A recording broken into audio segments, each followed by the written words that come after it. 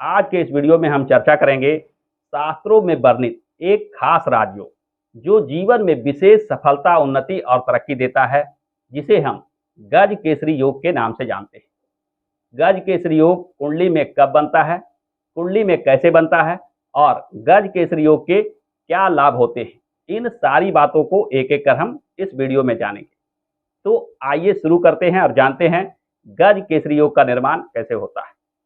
शास्त्रों में वर्णित है कि चंद्रमा और गुरु के योग से गज केसरी योग का निर्माण होता है।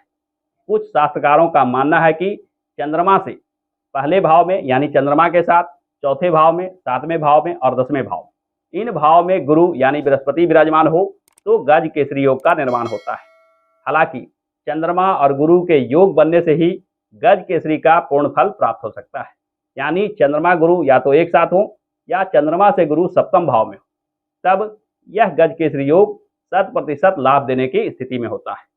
गज केसरी योग के लाभ किन्हें मिलता है?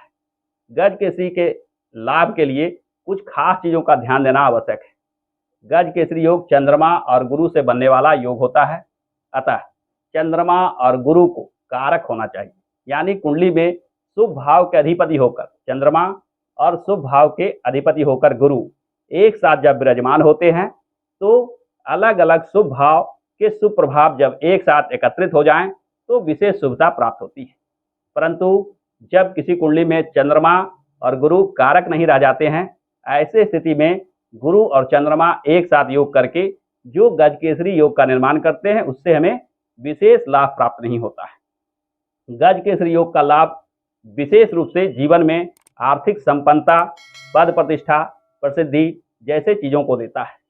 जीवन में भाग्य का विशेष सहयोग प्राप्त होता है। जो भी कार्य करते हैं उसमें सफलता प्राप्त होने लगती है। पद प्रतिष्ठा और प्रसिद्धि बढ़ाने के लिए यह एक खास राजयोग होता है। चंद्रमा जो मन के कारक ग्रह होते हैं, मन को शांत करते हैं, और गुरु जो भाग्य के कारक ग्रह होते हैं, भाग्य में वृद्धि करते हैं। यानी गुरु और चंद्रमा के सुप्रभाव जीवन में विशेष तरक्की, सफलता देता है।